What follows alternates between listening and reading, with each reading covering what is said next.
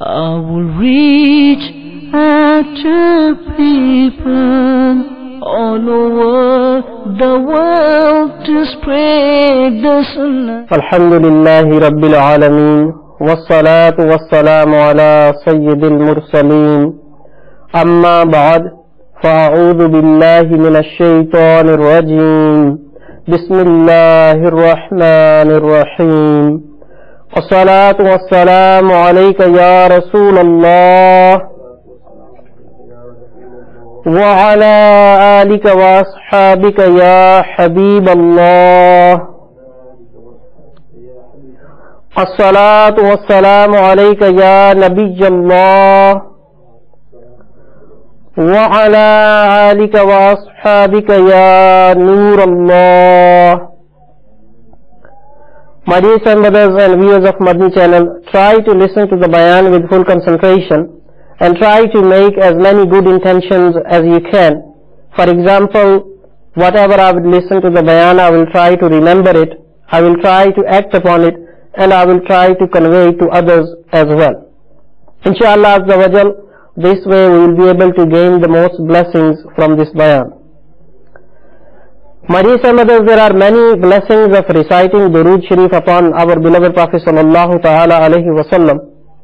In the Risala 101 Madni Pearls, my Shaykh Tariqat Amir Ahl Sunnat Damat Barakatuhul Aliyah copies a hadith of our beloved Prophet sallallahu ta'ala alayhi wa sallam, in which the Prophet sallallahu ta'ala alayhi wa sallam is reported to have said, on the day of judgment there will be no shade except the shade of Allah's throne. Three types of people will be under the protective shade of Allah's throne. Number one, he who resolves the worry of my follower. Number two, he who revives my sunnah. And number three, he who recited durood upon me in abundance. Sallu ala al-Habib sallallahu ta'ala ala Muhammad sallallahu ta'ala alayhi wa alihi wa sallam. My dear son, brothers and viewers of Madani channel, try to recite as much Durood Sharif as possible. To develop this habit, please travel regularly in the Madani Qafilas of Da'wat Islami and fill in your Madani Inamat Risala on daily basis. My dear brothers, Shaykh Tariqat Amir Ahl Sunnat, founder of Da'wat Islami, Hazrat Alama Maulana Abu Bilal Muhammad Ilyas Attar Qadari Razavi Damat Barakatuhul Aliyah says, I started the Madani Inamat for the advancement of the Madani work, for the improvement of good manners, and for the attainment of piety, taqwa. Madani Inamats are a set of 72 questions for Islamic brothers and 63 questions for Islamic sisters in the form of a risala, and filling this in on daily basis is called Fikr Madina. One of the Madani Inam, number 14 for Islamic brothers, states, today did you read or listen to an Islamic book written by a Sunni alim for 12 minutes and at least read 4 pages of Fazan-e-Sunnat in sequence? My dear Islamic brothers, in this Madani In'am, Amir Ahl Sunnat is asking us to develop the habit of reading Islamic books so that we can acquire knowledge to act upon it. My dear brothers and viewers of Madani channel, the month of Safarul Muzaffar, the blessed month during which we celebrate the Urs of Ala Hazrat Mujaddid Deen o Millat, Shah Imam Ahmad Raza Khan alayhi rahmatur Rahman. I would like to make a request that we develop the enthusiasm of reading the books of Ala Hazrat. By reading the books written by Ala Hazrat, we will increase our knowledge about Islam, we will become firm in correct beliefs, and we will develop fear of Allah Azza wa Jal and the love for the Holy Prophet sallallahu ta'ala alayhi wa alihi wa sallam. My dear brothers and viewers of Madani channel, the topic of today's bayan is contributions of Ala Hazrat towards the knowledge of science. We have heard many times about the personality of Ala Hazrat rahmatullah ta'ala alayhi. And no matter how many times we listen to the praise of this renowned scholar from the Indian subcontinent, we desire to hear more about him. In today's bayan, we will learn about the scientific contributions of Ala Hazrat rahmatullah ta'ala alayh. My dear Islamic brothers and viewers of Madni channel, it may come as a surprise to many of us that where Ala Hazrat Rahmatullah Ta'ala alayh was a mujaddid of his time, he Rahmatullah Ta'ala alayh was also very knowledgeable in the field of science. In fact, he was authority in 54 different subject areas. My dear Islamic brothers, this is the era of space-age technology, and science dominates every aspect of our life. There are many theories of science which are widely accepted by everyone. As a Muslim, we need to be aware that certain theories of science contradict with the teachings of Islam. Some of these theories are completely opposite to the verses of the Holy Quran. It is very sad that today many Muslims are completely unaware of this. In schools, our children are taught about some of these scientific theories which contradict with the teachings of the Holy Quran. Let us look at the scientific theory about the solar system. Modern science believes that the solar system consists of the sun at its center, surrounded by 9 planets that orbit the sun, bound by its gravitational force. Work of many scientists have played a part in development of this theory. In short, science says that the sun is at the center of solar system and all the planets, including the earth, move around it in a circle, pulled by its force of attraction called gravitational force. My dear Islamic brothers and viewers of Madni channel, majority of Muslims also accept this to be true. However, this theory is completely opposite to the teachings of the Holy Quran. Allah Azza wa Jal says in Surah Fatir, chapter 35, verse number 41, translation taken from glorious Kanzul Iman Sharif, indeed Allah restrains the heavens and the earth from moving, and were they to move, who could stop them except Allah? My dearest brothers, this is just one verse. There are other verses of the Holy Quran which refer to earth being stationary. As a Muslim, it is basic condition of faith that we will believe in the word of the Holy Quran without any doubt.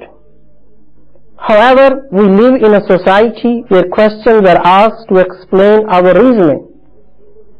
My dear Islamic brothers and viewers of Madni channel, this is where the scientific knowledge of Ala Hazrat Rahmatullah Ta'ala alayh comes to our rescue. In favor of the Quranic verses which says the earth is static or stationary, Ala Hazrat Azimul Barakat has written 3 different books. Nazul Ayat Furqan Bisakun Zameen wa Asman, meaning that the verses of the Quran are on stationary nature of earth and sky.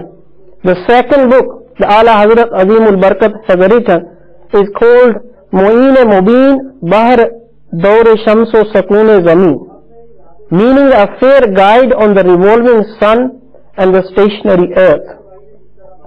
And the third book, from which I'm going to take few examples in this bayan, and very famous and well-renowned book of Ala Hazrat, is called Fawz Mubin Dar Radd Harkat Zameen, meaning a fair success refuting the motion of the earth.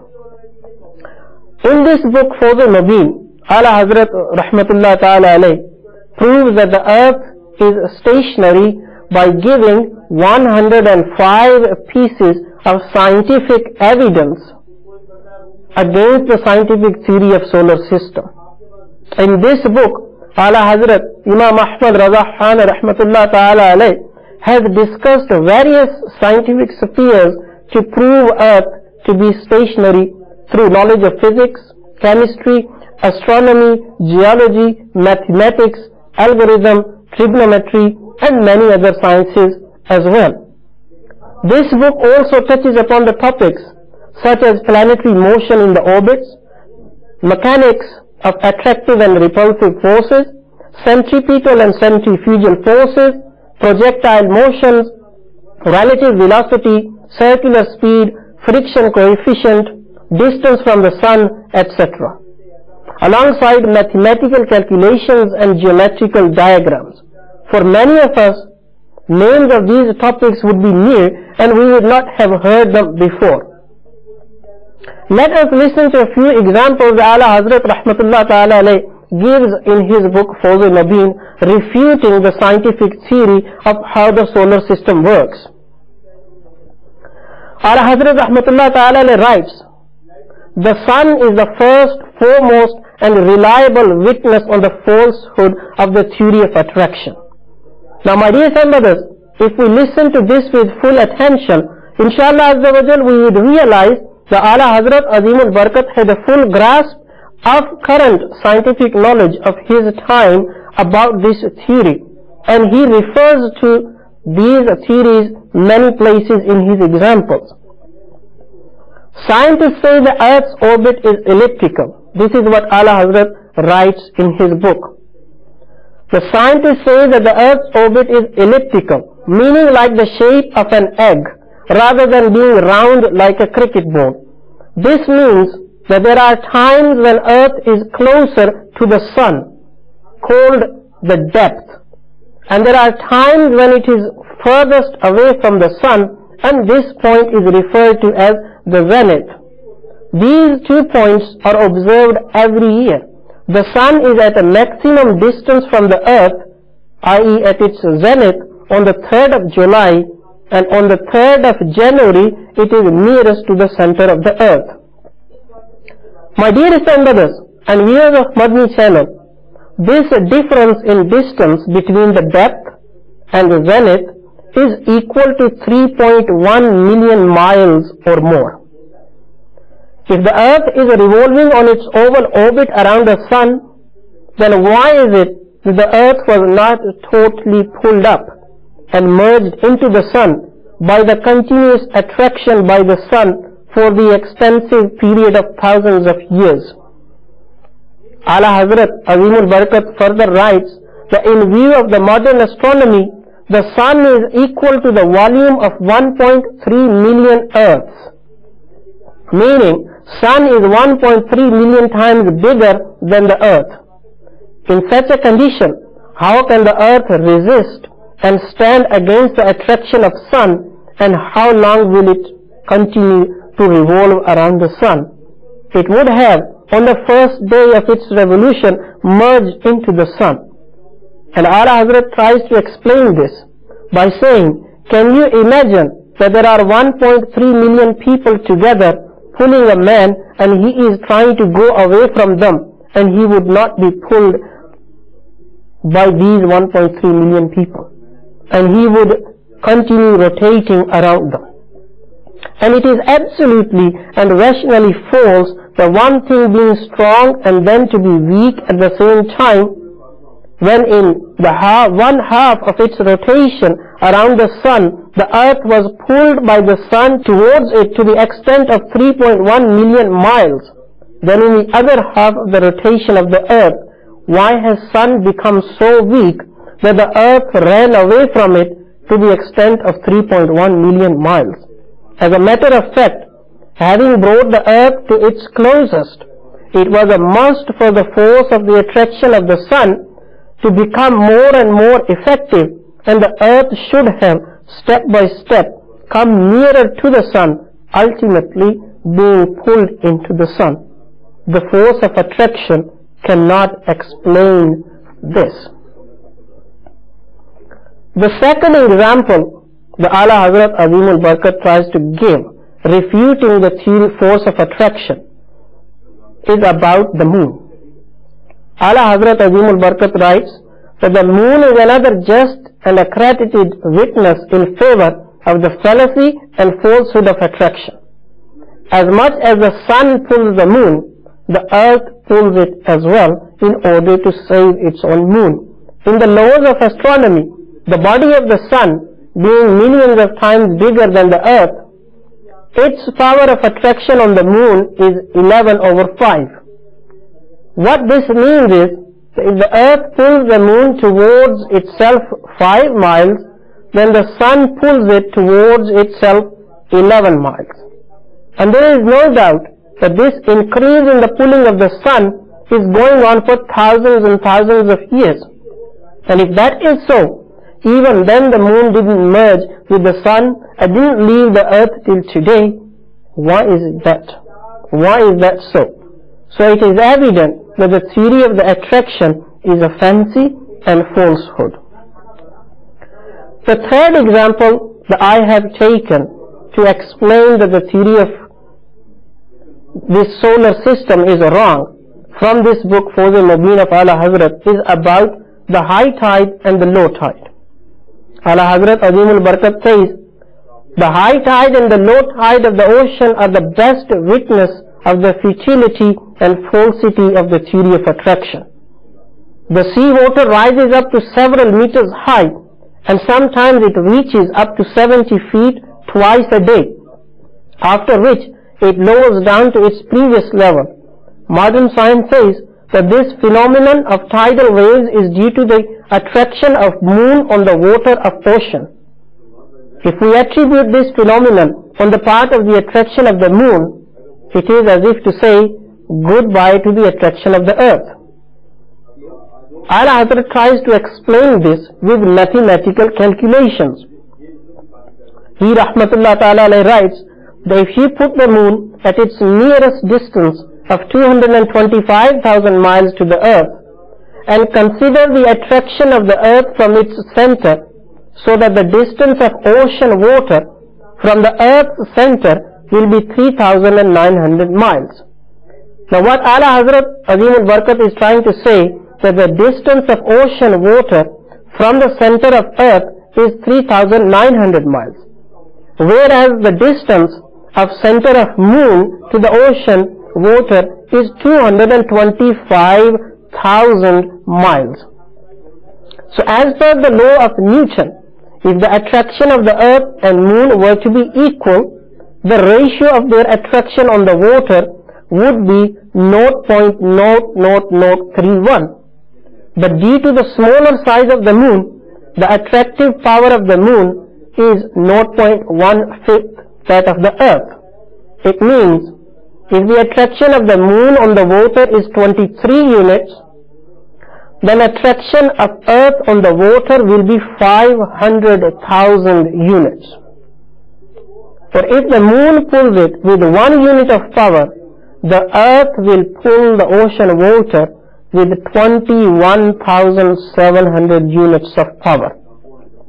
Then how would it be possible for the water to rise even a height of a millimeter? Hence the stretching of the water by the moon is absolutely impossible. The next example the Ala Hazrat Azim al-Barakat writes in his book Fawz al-Mubin is an even more astonishing and even more surprising. Ala Hazrat Azim al-Barakat says that the scientists say the earth rotates around its axis at a speed of 0.5 km per second. The solar system, the theory of solar system says that the earth is revolving around the sun, but also earth is revolving around its own axis. And this speed of revolving around its own axis is half a kilometer for every second, which means that in 1 minute the earth will traverse about 30 kilometers. So Ala Hazrat Azim al-Barakat says that as per your speculation and calculation, it was a must for a stone thrown high up in the sky to go away in the direction of east and fall at a very distant place. If the stone, for example, rises up for 2 seconds and then it comes back and it takes it 1 second to come back, in these 3 seconds the earth would have traversed 1.5 kilometers. Hence the stone would have fallen at the distance of 1.5 kilometers. But actually it falls at the same spot from where it was thrown. So verily, both the attraction of the sun as well as the motion of the earth are false and obsolete. Sallu ala al-Habib sallallahu ta'ala ala Muhammad sallallahu ta'ala alayhi wa alihi wa sallam. My dear son brothers, look at the beauty of Ala Hazrat Azim al-Barakat. So how much a grasp he had on the scientific theories as well.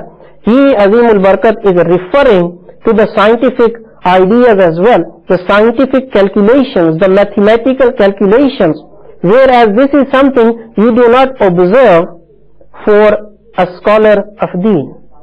Alhamdulillah, ala Hazrat Azimul Barakat, he mentions in this book as well that where he got this knowledge as well. Inshallah, we will come to listen to that towards the end of this bayan. Next, very simple example. The Ala Hazrat Azimul Barakat, Rahmatullah Ta'ala alayhi says, he says that put some oil, air and water in a glass. Why does the oil come up when the effect of the attraction on oil and water is equal?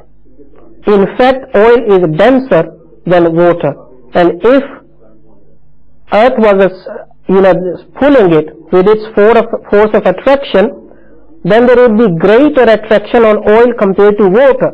So if you have oil at the bottom of a glass and you add water, the oil should not rise. And just this phenomenon in itself gives rise to the questions about this gravitational force that the science is proposing. And you cannot explain this. As a result of this, we cannot believe in this theory of force of attraction, because a theory or a fact, a theory can only be a fact if it can explain every single phenomenon. And if it cannot explain the phenomenon, it cannot be a fact. It is only a theory, and we should not believe in it as a fact. Unfortunately, majority of these theories are taught or delivered to us as a scientific fact, but we do not have the ability to question them. Ultimately, we end up accepting in them. Ala Hazrat Azimul Barakat very briefly mentions another phenomenon. He, Azimul Barakat, Rahmatullah Ta'ala alayhi, says, now see the water vapor will completely vaporize the theory of attraction, and the smoke too will make it baseless. Why is it that the smoke and water vapor, they rise? If we look at the droplets of water vapor, if we look at the items or the particles of smoke, they are very, very minute. How is it that the particles of smoke and water vapor that we can't even see with the naked eye, an individual vapor, water vapor, or an individual particle of smoke, now how is it that they are able to come up, they are able to resist against the gravitational force of earth, and they are able to rise? And Ala Hazrat Azimul Barakat says that it is compulsory and necessary that if the gravitational force was true, both of them, the water vapor and the smoke, should remain stuck to the earth, and they should not rise up equal to even a hair's breadth. My dear and brothers, in this very brief bayan, we have just listened to 5 or 6 different arguments, scientific arguments put forward by Ala Hazrat Azimul Barakat against the theory of attraction, against the gravitational force of earth, against the scientific theory of solar planetary motions. It is possible that before this knowledge, we probably never questioned the scientific theory about the solar system. My dear and brothers, it is very important that at least we are aware of those scientific theories which contradict with the teachings of Islam, which are opposite to the verses of the Holy Quran, and we are aware of this knowledge specifically so that we can teach it to our children who go to the school and they are told about these theories as being scientific facts, when it is completely wrong to say that they are scientific facts. Because Ala Hazrat Azimul Barakat in his book Fawz al-Mubin has put forward 105 pieces of evidence against the gravitational force of earth, and he's also written 2 other books as well. My dear and brothers, what we need to do is that we need to actually realize the teachings of the Holy Quran. We need to realize the essence of the Holy Quran. We should not be blindfoldedly accepting the theories of science. My dear and brothers, the Holy Quran is the word of Allah Azza wa Jal. The verses of the Quran will never change, whereas the scientific theories, they keep changing all the time. And my dear and brothers, where did Ala Hazrat get his knowledge? Ala Hazrat Azimul Barakat writes in this book Fawz al-Mubin that some of these arguments were revealed to him by the grace of Allah Azza wa Jal, meaning that it was part of ilm ladunni of Ala Hazrat. My dear and brothers, this is a God-given ilm without actually having a teacher or going to a college or university. And remember, Ala Hazrat Azimul Barakat Rahmatullah Ta'ala alayh never went to any worldly institute to gain scientific knowledge. And in fact, if we were to read this book, if a student of physics was to read this book Fawz al-Mubin, he will be completely overtaken by the extent of the scientific knowledge of Ala Hazrat Azimul Barakat. My dearest and brothers, please try to develop your enthusiasm to read the books of Ala Hazrat. And Alhamdulillah Azza wa Jal, Dawat Islami, Madani environment of Dawat Islami develops our love for Ala Hazrat Azimul Barakat as well. Alhamdulillah, on Madani channel we see many silsile regarding Ala Hazrat. It is a Madani request to all of you that try to watch Madani channel on daily basis and give Neki ki dawat to others about Madani channel as well. Travel regularly in the Madani Kafilas of Dawat Islami and become part of this beautiful environment which is teeming with the sunnahs of the Holy Prophet sallallahu ta'ala alayhi wa sallam. Let me mention to you the blessings of this beautiful Madani environment. My dear son brothers, in order to get rid of sinful life, join the Madani environment of Dawat Islami, the international non-political movement for the propagation of the Quran and Sunnah. Inshallah Azza wa Jal, you will succeed in both worlds. Here is a blessing of Dawat Islami which will encourage you. The following is the summary of a Pakistani Islamic brother's sworn statement. This Islamic brother says that from 1987 to 1990, I was affiliated with the political movement.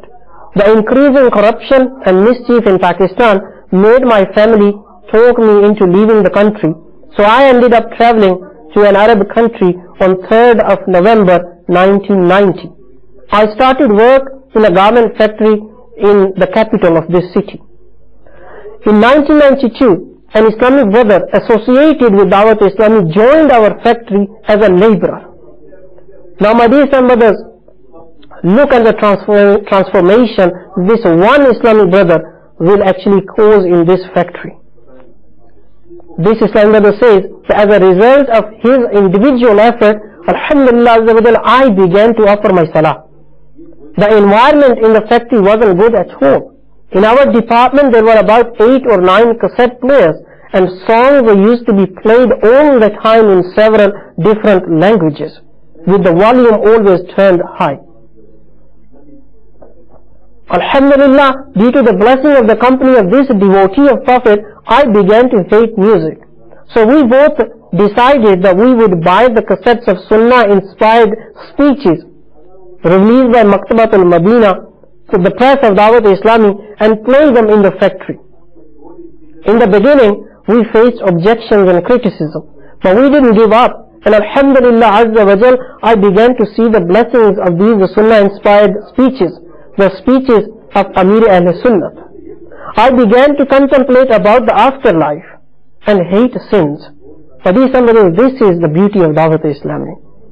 So the Muballigheens of Dawat Islami, the Madani environment of Dawat Islami, it instills in our heart this thought about the world hereafter.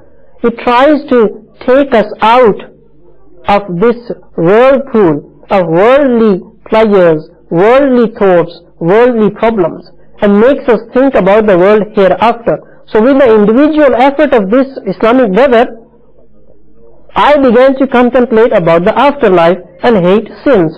The speeches also inspired a few others who began to approach the movement. The lover of Makki Madni Mustafa, who created this Madni transformation in my heart, left his job and returned to Pakistan. We sent for 90 more cassettes of Sunnah inspired bayans from Pakistan. To begin with, there were only 50 or 60 Islamic brothers in the factory who would offer their salah. But as a result of listening to these bayans, Alhamdulillah Azza wa Jal, this number increased to somewhere between 200 and 250. We contributed and bought an expensive 400-watt speaker system that we fixed to the wall so that we could listen to the speeches with ease. Look at this, my dear son brothers and viewers of Madni channel. Those Islamic brothers who are listening to songs in their factory, now as a result of individual effort of one Islamic brother, what they decided, the Islamic brother says that we decided that we would listen to the Quran recitation from 7 till 8 in the morning. Naat Sharif in praise of the Prophet ﷺ from 8 till 9. And then a Sunnah inspired speech from 9 till 10. And gradually we collected 500 cassettes. Apart from me, 5 other Islamic brothers joined Dawat Islami. Alhamdulillah Azza wa Jal, we began a masjid thus, and then gradually we started a Sunnah inspired weekly ijtima in our factory, which would be attended by approximately 250 Islamic brothers. Then we started a Madrasatul Madina for adults. Islamic brothers within the factory began to practice the Sunnah. Several of them adopted the blessed Sunnah of growing a beard, a symbol of love for our Prophet sallallahu ta'ala alayhi wasallam.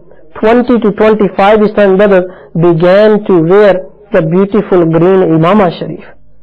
This Islamic brother further says that our manager used to object to us listening to the cassettes at first, but the sound of the bayanat vibrated in his ears again and again, and eventually he too was influenced and began to offer his salah. He also grew a fistful beard as well. The Islamic brother further says, I have returned to Pakistan. At the moment, I am trying to serve the Sunnahs as a Nigran of the Mushawarat of Division in Babul Madina, Karachi. A Sunnah-inspired bayans sold by Maktabat al-Madina brought an enormous change in my life, and that is why I wish every Islamic brother and Islamic sister would listen to at least one Sunnah-inspired speech or Madni Muzakara every single day. Inshallah Azza wa Jal, this will bring huge blessings in the world as well as the hereafter as well. My dear Islamic brothers and viewers of Madni channel, it is also my Madni request that we all make the intention of listening to at least one Sunnah inspired bayan of Amir al-Sunnat on daily basis. I make this intention, and inshallah Azza wa Jal, you also make this intention. With the blessings of this, inshallah Azza wa Jal, that hatred for sins that we have within our heart, that desire to change the world that we have within our heart, inshallah Azza wa Jal, this dream will come true. I pray to Allah Azza wa Jal, whatever has been said, if there has been any mistakes, Allah Azza wa Jal forgives me, and we all try to remember what has been said, try to act upon it, and try to convey to others.